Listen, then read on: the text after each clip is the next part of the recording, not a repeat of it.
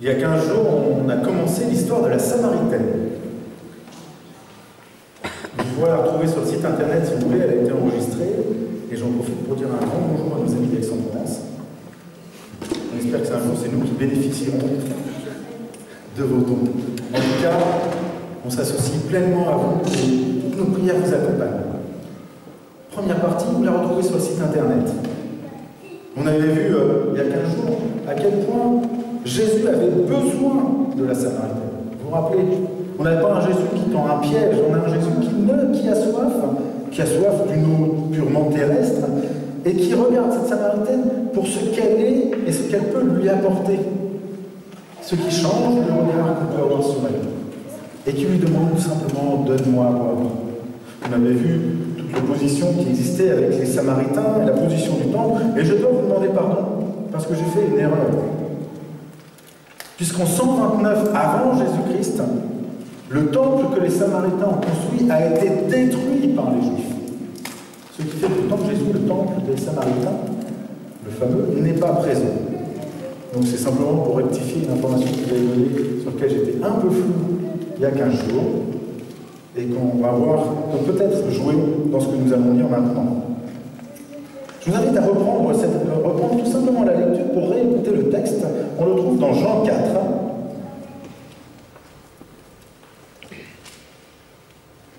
Et nous reprenons pleinement notre lecture au verset 7. Jésus s'est assis au bord du puits. Ses disciples sont partis chercher le nécessaire à l'intérieur de la ville. Et voilà, une femme samaritaine vint pour puiser de l'eau. Jésus s'adressa à elle. « S'il te plaît, donne-moi à boire un peu d'eau. » Ses disciples étaient allés en ville pour acheter de quoi manger. La Samaritaine s'exclama. « Comment? Tu es juif et tu me demandes à boire, à moi, qui suis Samaritaine ?» Les Juifs évitaient en effet toute relation avec les Samaritains. Jésus lui répondit, « Si tu savais quel don Dieu veut te faire, et qui est celui qui te demande à boire, c'est toi qui aurais demandé à boire, et il t'aurait donné de l'eau vive. » « Mais maître, répondit la femme, non seulement tu n'as pas de seau, mais le puits est profond. D'où l'attireras-tu donc ton eau vive? Tu ne vas pas te prétendre plus grand que notre ancêtre Jacob, auquel nous devons ce puits, et qui a bu lui-même de son eau, ainsi que ses enfants et ses troupeaux. Celui qui boit de cette eau, reprit Jésus, aura de nouveau soif. Mais celui qui boira de l'eau que je lui donnerai n'aura plus jamais soif. Bien plus, l'eau que je lui donnerai deviendra en lui une source intarissable qui jaillira jusque dans la vie éternelle. Maître, lui dit alors la femme, donne-moi de cette eau-là pour que je n'ai plus soif et que je n'ai plus besoin de revenir puiser de l'eau ici. Va donc chercher ton mari, lui dit Jésus, et reviens ici. Je ne suis pas mariée, lui répondit-elle. Tu as raison de dire je ne suis pas mariée. En effet, tu l'as été 5 fois, et l'homme avec lequel tu vis actuellement n'est pas ton mari. Ce que tu as dit là est vrai. Maître, répondit la femme, je le vois, tu es un prophète. Dis-moi, qui a raison? Nos ancêtres ont adoré Dieu sur cette montagne-ci. Vous autres, vous affirmez que l'endroit où on doit adorer Dieu, c'est à Jérusalem. Crois-moi, lui dit Jésus. L'heure vient où il ne sera plus question de cette montagne ni de Jérusalem pour adorer le Père. Vous adorez ce que vous ne connaissez pas. Nous adorons ce que nous connaissons, car le salut vient du peuple juif. Mais l'heure vient, et elle est déjà là, où les vrais adorateurs adoreront le Père par l'Esprit et en vérité. Car le Père recherche des hommes qui l'adorent ainsi. Dieu est esprit. Il faut que ceux qui l'adorent par l'Esprit et en vérité. La femme lui dit, Je sais qu'un jour le Messie doit venir, celui qu'on appelle le Christ. Quand il sera venu, il nous expliquera tout. Je suis le Messie, moi qui te parle, lui dit Jésus. Sur cet entrefait, les disciples revinrent. Ils furent très étonnés de voir Jésus parler avec une femme. Aucun d'eux, cependant, ne lui demanda « Que lui veux-tu » ou « Pourquoi parles-tu avec elle ?» Alors, la femme laissa là sa cruche, se rendit à la ville, et la voilà qui se mit à dire autour d'elle « Venez voir un homme qui m'a dit tout ce que j'ai fait. Et si c'était le Christ ?» Les gens sortirent de la ville pour se rendre auprès de Jésus. Continuons au verset 39. Il y eut dans la bourgade beaucoup de Samaritains qui crurent en Jésus grâce au témoignage qu'avait rendu cette femme en déclarant « Il m'a dit tout ce que j'ai fait ». Lorsque les Samaritains furent venus auprès de Jésus, ils le prièrent de rester. Et il passa 2 jours chez eux. Ils furent encore bien plus nombreux à croire en lui à cause de ces paroles. Et il disait à la femme « Nous croyons en lui non seulement à cause de ce que tu nous as rapporté, mais parce que nous l'avons nous-mêmes entendu. Et nous savons qu'il est vraiment le sauveur du monde. » Amen. On s'est attardé sur Jésus la dernière fois et aujourd'hui on va s'attarder sur la Samaritaine.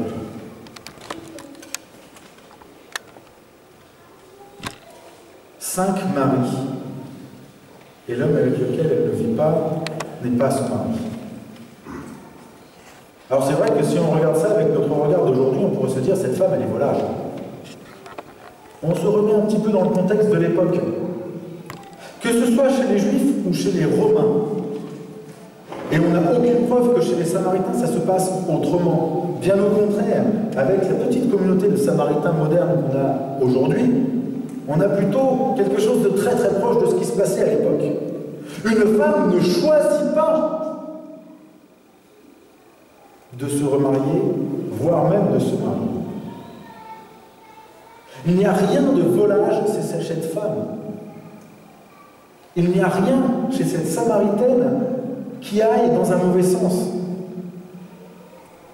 Si on dit que cette femme a 5 maris, c'est qu'il y a 2 possibilités. Ou bien que les hommes aient divorcé d'elle 5 fois, parce qu'elle pose trop de questions et qu'elle a trop d'intelligence, et on va voir ça après. C'est un des grands discours de Jésus avec quelqu'un, chose qu'il n'a même pas eu avec ses disciples. Mais honnêtement, cette piste est peu défendable. Parce que déjà dans la communauté juive, on n'accepte pas qu'un homme soit remarié plus de 2 ou 3 fois, alors une femme.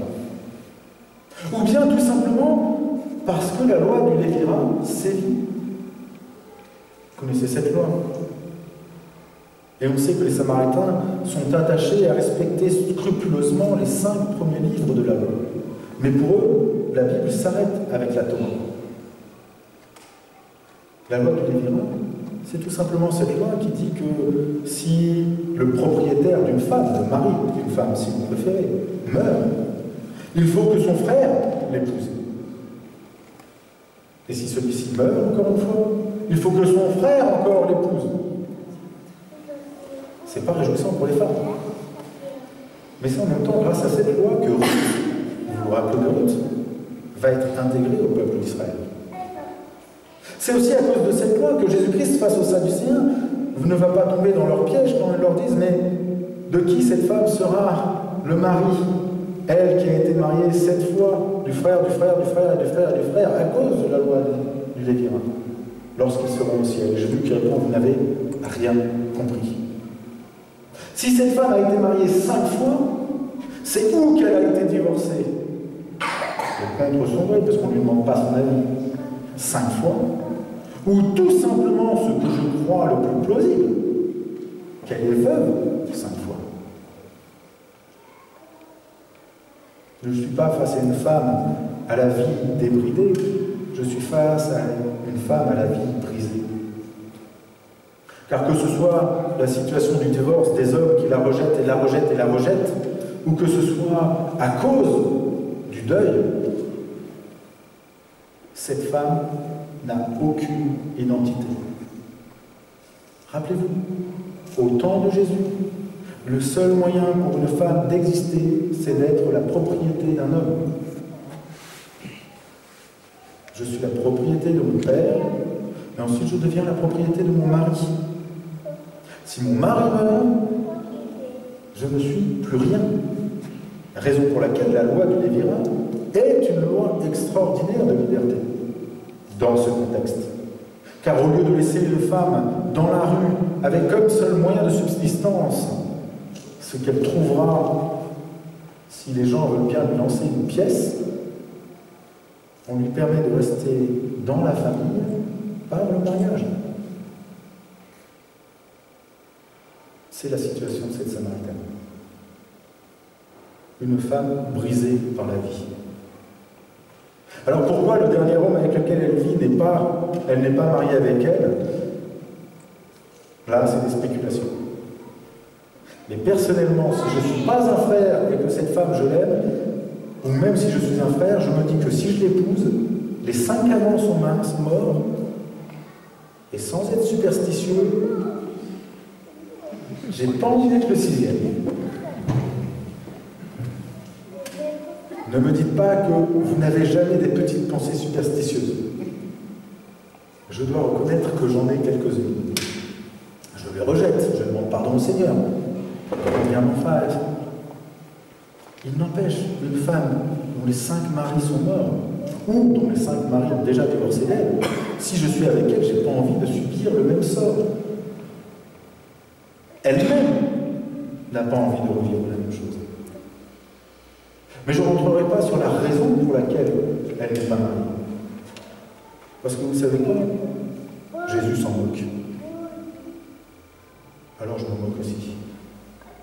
Ce que Jésus voit, c'est la réalité d'une femme brisée par la vie et qui vient puiser de l'eau à l'heure la plus chaude de la journée. Ça aussi, c'est quelque chose d'important comme détail à noter. Dans un pays où il fait chaud, on n'est pas au milieu du Sahara ici, mais d'une manière générale, à part dans nos pays à nous, on ne va pas puiser de l'eau à midi. On puise l'eau le matin ou le soir. Et c'est d'ailleurs une des controverses qu'il va y avoir à ce même puits avec Jacob. Lorsque les femmes ne peuvent accéder au puits que lorsque les hommes n'y vont pas, et lorsque c'est le plus difficile. Là aussi, vous allez me dire, oh là là, j'en dis beaucoup sur les femmes. Il n'y a pas besoin de retourner 2000 ans en arrière pour voir quelle est la condition du traitement des femmes dans certains pays encore aujourd'hui. Est-ce que vous avez vu ce film ça y est, j'ai oublié le nom. La source des femmes. Voilà, c'est celui-là. La source des femmes. Tout simplement l'histoire d'un puits qui pourrait être automatisé. Et les hommes qui disent non, surtout pas, parce que si nos femmes ne passent pas leur temps à s'épuiser à aller chercher de l'eau, elles vont devenir intelligentes, elles vont réfléchir, elles vont avoir une autre place. Une histoire tirée d'une histoire vraie qui s'est passée il y a quelques années. Alors je vous laisse imaginer au temps de cette Samaritaine. Avant d'aller plus loin, je veux vraiment que vous compreniez que cette Samaritaine, c'est une femme brisée. Une femme dont on n'a pas envie d'être à côté. Vous savez, on en connaît des gens qui sont comme ça, qui portent la shkumoun. On voit tout de suite lesquels auxquels on pense. Alors des fois, dans un grand cœur et dans un grand élan, on peut inviter de temps en temps quelqu'un qui porte la shkumoun. Mais si on peut éviter d'être avec quelqu'un qui a la shkumoun, on préfère. Bons chrétiens que nous sommes, nous ouvrons nos portes. Et il n'empêche, il y a des gens, on a l'impression que tout ça va sur eux. Qu'ils cumulent l'ensemble des malheurs du monde. Et pas parce que dans leur tête, ils les cumulent, mais dans leur réalité.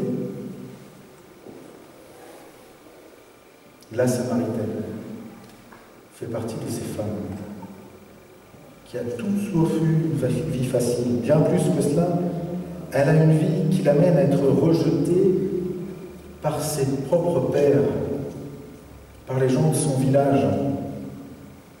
De la même manière que nous, lorsque nous lisons cette histoire, sans même regarder à son histoire, le simple fait de dire « à la Sainte Marie », et elle n'est pas avec le 6e, nous avons, pour beaucoup d'entre nous, moi le premier, lorsque je lisais cette histoire, porter un jugement sur elle. Imaginez si nous, sans la connaître, nous sommes capables de la juger, à quel point ceux qui la connaissent pouvaient avoir un regard sur elle. Et c'est pas ce qui va se passer avec Jésus. Et moi j'aime Jésus. Elle arrive auprès du puits. Et nous allons avoir la discussion la plus profonde et la plus théologique que Jésus ait eue avec un être humain. Il ne l'a pas eu avec un de ses disciples. Il ne l'a pas eu avec un des pharisiens. Oh, il y a un discours très connu qu'on connaît avec Nicodème. Mais Nicodème ne va pas aussi loin que la Samaritaine dans sa compréhension, ni même dans sa démarche de foi, de reconnaissance. Oh, il y a aussi le discours avec Marthe, avec une profondeur théologique extrêmement forte. Mais trouvez-moi un moment où Jésus a eu un discours théologique aussi profond sur la nature même de Dieu. Il ne l'a eu avec personne d'autre qu'avec cette femme que tous rejetaient et que la vie elle-même rejetait. Qu'est-ce qui se passe dans ce discours? J'aimerais qu'on puisse le regarder parce qu'il y a des choses extraordinaires. On a vu toute la différence qui existe entre juifs et samaritains, je ne reviens pas là-dessus. On a vu que Jésus avait soif et qu'il lui demande vraiment à boire. Je ne m'arrête pas là-dessus, on l'a vu la semaine dernière. Mais voilà qu'au moment où il lui demande à boire, Jésus va proposer à cette femme autre chose. Si tu savais quel est le don de Dieu, et le don que Dieu veut te faire, alors ce serait toi qui me demanderais à boire. Jésus annonce la couleur tout de suite. Il n'est pas là en disant « Hé, toi, la Samaritaine, je te connais. Tu ne vis pas selon mes normes. Je sais que ça ne va pas. » Jésus commence tout de suite par lui annoncer la grâce. Si tu savais le don que Dieu veut te donner. Dieu veut donner quelque chose à cette femme. Jésus-Christ veut donner quelque chose à cette femme. Mais ce n'est pas suffisant que Jésus-Christ veuille le donner. Il va falloir que cette femme puisse s'ouvrir pour l'accueillir. De la même manière que Jésus-Christ, dans nos vies aujourd'hui, si dans nos situations nous sommes comme cette Samaritaine, c'est-à-dire brisés par la vie, ou si nous connaissons des gens qui sont brisés par la vie, la première chose que Dieu veut faire, c'est leur donner la grâce. Si tu savais le don que Dieu veut te faire. Et je vous invite vraiment à noter ça. Jésus ne lui dit pas « si tu savais le don que Dieu peut te donner ». Si tu savais le don à partir duquel tu pourrais vivre et qui pourrait te permettre d'avoir une autre identité. Non, c'est si tu savais le don que Dieu veut te donner. Le cadeau, il est là. La grâce, elle est là. L'identité profonde pour cette Samaritaine en Jésus-Christ seul, celle dans laquelle elle va arriver à la fin. Puisque comme vous l'avez vu, c'est la plus grande des évangélistes. On finira avec ça tout à l'heure. Plus que les disciples qui étaient partis dans le village et qui sont juste revenus avec du pain. Alors qu'elle, elle revient avec des âmes. Il n'empêche, si tu savais le don que Dieu veut te donner, l'absolue certitude que Dieu veut donner sa grâce à ceux qui sont autour de nous. Avons-nous cette certitude pour notre conjoint, pour nos parents, pour nos amis, pour notre voisin? Est-ce que nous sommes dans une attitude dans laquelle nous pensons que peut-être Dieu peut les sauver? Ou est-ce que nous voulons avoir cette parole profonde de Jésus-Christ comme à la Samaritaine, si tu savais le don que Dieu veut te donner? Ce don qui est là, à ta porte. Si tu connaissais ce don, alors c'est toi qui demanderais à boire. Et là, cette femme, elle ne se démonte pas. Je ne sais pas si vous remarquez, mais le nombre de personnes qui osent tenir tête à Jésus et argumenter avec lui, il y en a peu. Et généralement, c'est plutôt des pharisiens, et ils ne cherchent pas à argumenter, ils cherchent à le piéger. Elle est pragmatique, comme chacun d'entre nous. Ce qu'elle connaît de sa propre vie, c'est le fait qu'elle vient chercher de l'eau. Mais répondit cette femme, non seulement tu n'as pas de seau, mais en plus le puits est profond. Tu es en train de me proposer une lanterne, tu es en train de me proposer une chimère. Qu'est-ce que tu es en train de me dire? De me proposer de l'eau? alors que tu n'as pas les moyens d'aller la chercher, cette eau. Sois réaliste, tu me proposes un miracle, il est où ton miracle? Et comment tu vas le faire? Et comment tu peux opérer une guérison? Et comment tu peux guérir du cancer? C'est bien beau, on a la chimio, on a autre chose, et on sait comment ça fonctionne, et on sait aussi comment ça ne fonctionne pas. Comment tu vas faire? Il est où ton scanner? Ils sont où tes médicaments? Ils sont où tes interventions?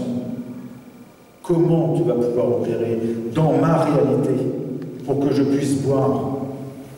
Cette question-là, on se la pose, et c'est souvent une des premières choses qui nous est opposée lorsqu'on parle de Christ aux gens qui sont autour de nous. Comment Dieu pourrait faire? Comment Dieu pourrait agir? Comment Dieu pourrait donner sa grâce? Et elle va plus loin. Tu ne vas quand même pas prétendre que tu es plus grand que notre ancêtre Jacob, lui qui nous a donné ce puits, et lui qui a bu lui-même de son sang, ainsi que ses enfants et ses troupeaux. Alors là, vous avez tous les théologiens qui font « La Samaritaine, elle n'est pas descendante de Jacob. » On l'a vu là, il y a 2 semaines. La Samaritaine, elle est descendante des colons babyloniens qui sont venus jusqu'ici et qui ont pris le territoire d'Éphraïm et de Manassé. Éphraïm et Manassé, les descendants de Jacob.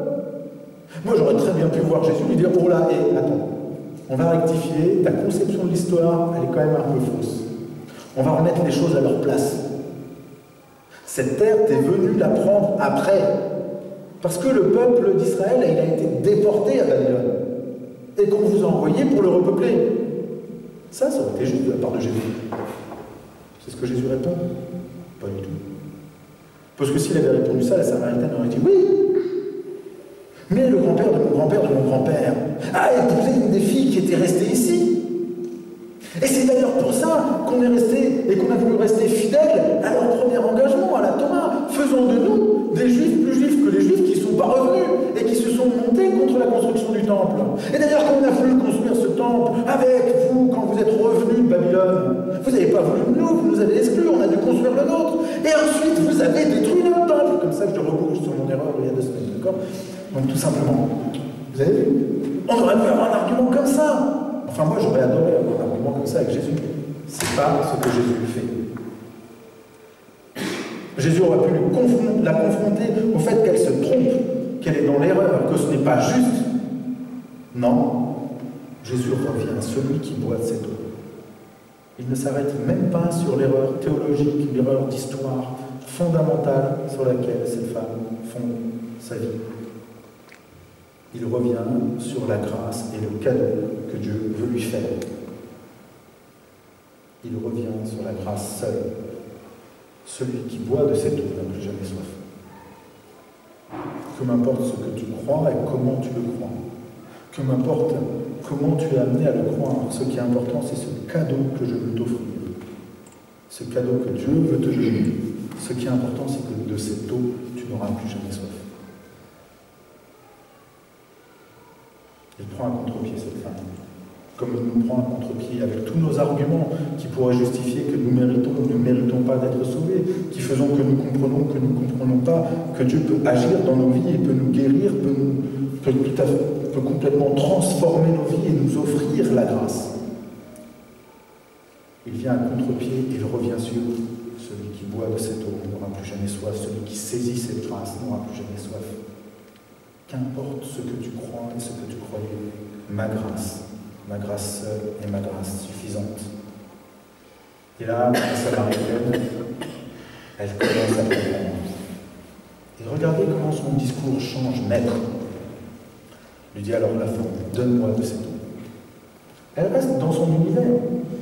Elle n'a pas encore compris que c'était une eau de vie. Cette eau qui vient à l'intérieur d'elle-même pour lui redonner une pleine et profonde identité. Mais donne-moi cette eau comme ça, je suis débarrassé des contraintes matérielles de ce temps. Je me convertis comme ça, j'ai plus à me soucier des contraintes matérielles de ma vie. Puisque si Dieu prend soin du plus petit des oiseaux, qui prend soin de la plus petite fleur des champs, alors il prend soin de moi, j'ai plus besoin de travailler, plus besoin d'avoir mes cachets, c'est tranquille. Donne-moi cette eau pour que je n'ai plus besoin de venir puiser ici. Là, on aurait pu se dire, en bon évangéliste comme toi, et t'as pas compris, la grâce de Dieu, c'est pas que ça.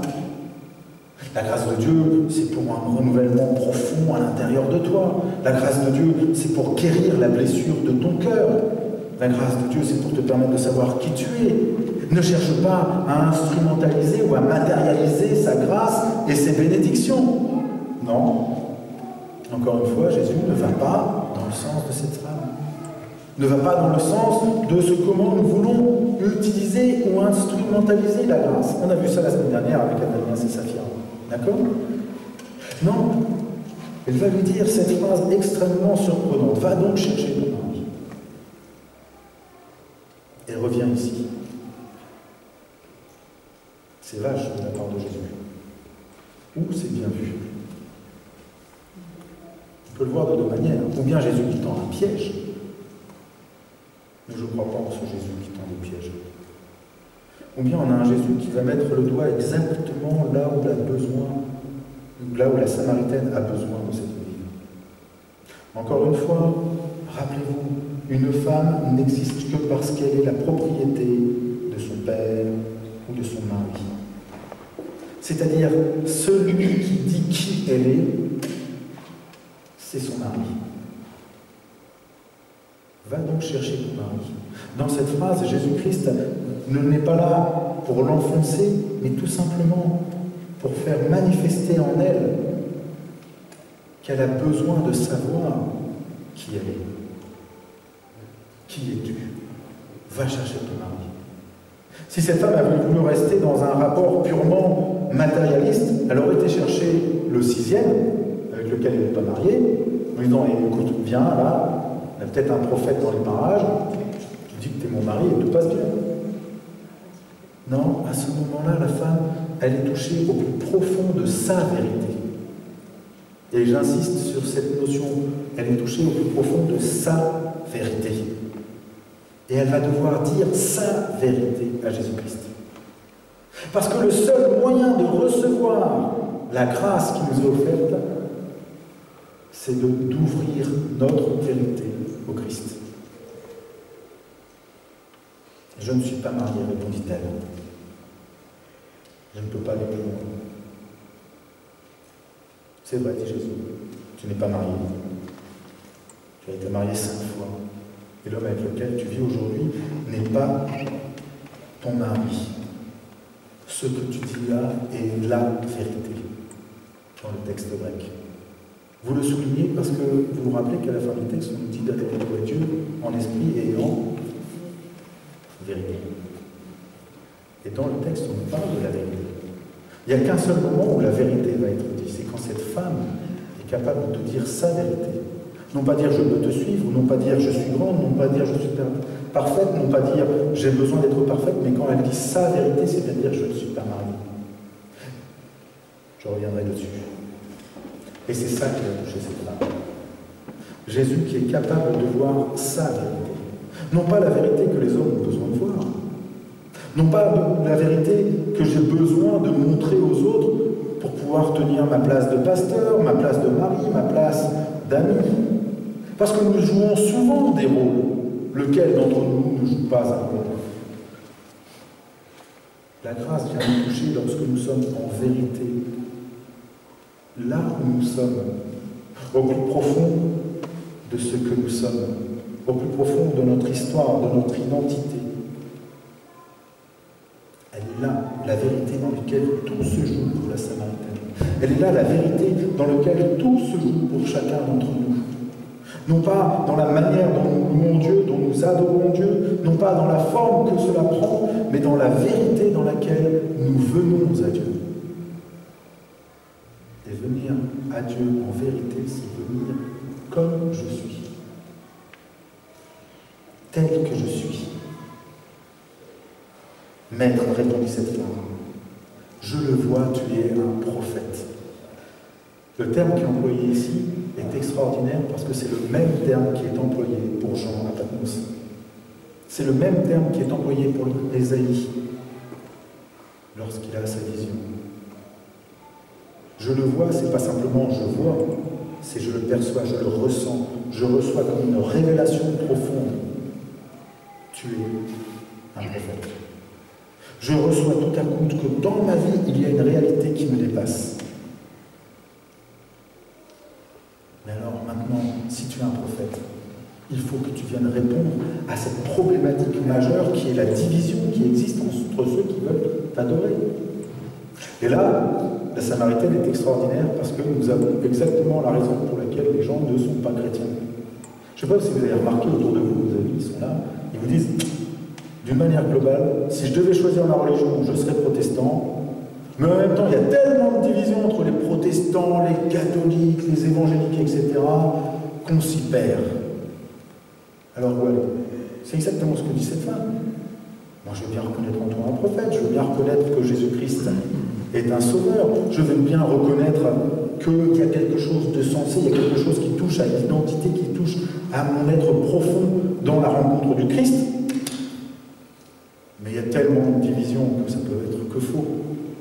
Alors, pourquoi y aller? Et Jésus-Christ répond quelque chose d'extraordinaire, encore une fois. Ce n'est plus ni à Jérusalem, ni ici, que vous allez adorer, et qu'on va adorer. Vous adorez celui que vous ne connaissez pas, nous on adore celui qu'on connaît. Mais qu'importe, parce qu'il vient le temps, il est déjà là, parce que Jésus-Christ parle de lui-même, où on n'adorera plus ni à Jérusalem, ni ici, mais on adorera le Père en esprit et en vérité. Parce que Dieu est esprit, ce qu'on va voir plus tard dans le texte. Dieu est esprit, première notion importante. Beaucoup de théologiens ont essayé d'expliquer ce que ça veut dire que Dieu est esprit. Moi, je vous invite à le lire tout simplement. Si Dieu est esprit, c'est qu'il n'est pas humain.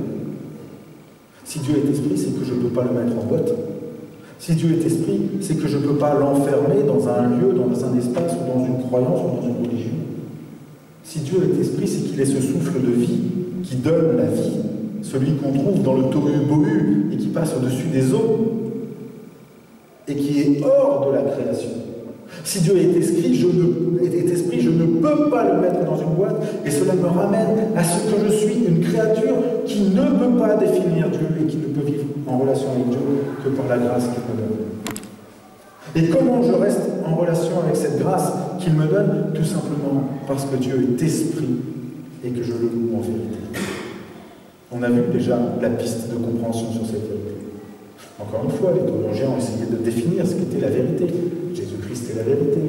Ou de définir la vérité à travers des dogmes, ce qui donne l'Église catholique romaine, l'Église orthodoxe, ce qui donne l'Église protestante unie aujourd'hui, ce qui donne l'Église évangélique pentecôtiste, ce qui donne l'Église baptiste, chacun avec ses dogmes, avec ses croyances, avec ses confessions de foi. Il y en a des plus meilleurs que d'autres peut-être, mais c'est pas ça, adorer Dieu en esprit en vérité. Dans le texte, on nous parle clairement de ce que c'est que en vérité. Puisque c'est exactement comme ça que la Samaritaine est, et que Jésus-Christ nomme la Samaritaine. C'est en vérité que tu m'as parlé. En vérité, c'est tel que je suis. En esprit, c'est en relation avec Dieu. Et là, la transformation est complète chez la Samaritaine. Je vous le fais en quelques mots parce que je l'ai trouvé extraordinaire. Pour les Samaritains, le nom qu'ils donnent au Messie, c'est Tabith. Le mot Messie, c'est un mot araméen et hébreu. Et la Samaritaine ne va pas dire « Je sais qu'un jour le Tabith doit venir, celui qu'on appelle le Christ ». Tout à coup, la Samaritaine elle a compris que cet homme, ce juif, cet étranger, c'est son sauveur. Elle ne se réfère plus par rapport à ce qu'elle connaît, ce qu'elle croit, c'est-à-dire le Tabith, mais elle va dire « Je sais qu'un jour le Messie », en employant le mot hébreu ou araméen, doit venir comme le Christ, le même mot, la même signification, mais en grec, d'une manière globale et universelle. Elle a fait son chemin, elle n'est pas devenue juive pour dessous, c'est pas le but. Mais elle est venue rencontrer le Christ et maintenant elle parle son langage. Oui, je suis ce Messie. Elle va partir, elle va annoncer aux autres qu'il est le Christ. On voit les disciples qui qui reviennent, vous vous en souvenez, et ils reviennent avec quoi? Eux qui ont été envoyés. Vous vous rappelez, les 12, ils ont été envoyés pour évangéliser, pour faire de toutes les nations des disciples. Ça, c'est 28. Mais ils ont été envoyés pour faire des miracles.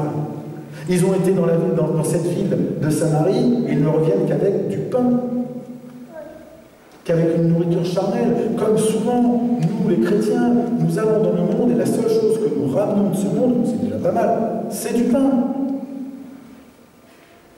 Cette Samaritaine, elle repart dans sa vie.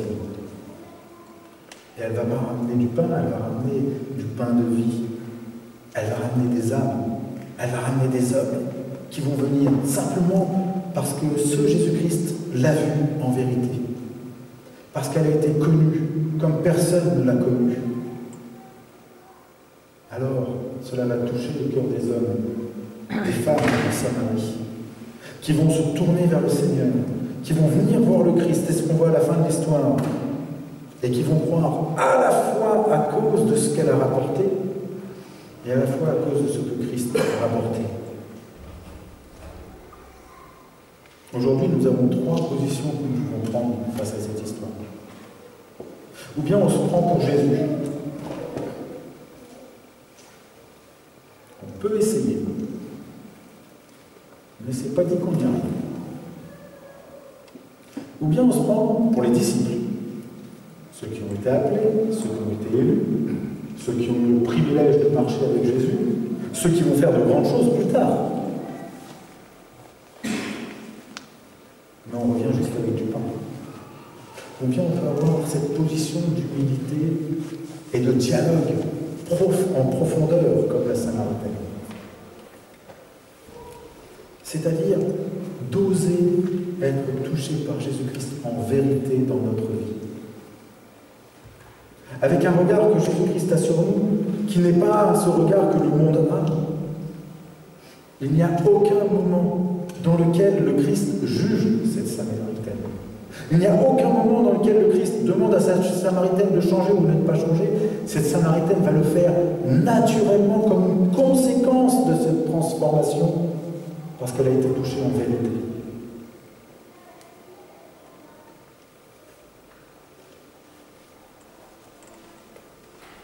J'ai besoin, moi, Samuel, d'apprendre à être une Samaritaine. D'apprendre à être en relation avec Jésus en vérité.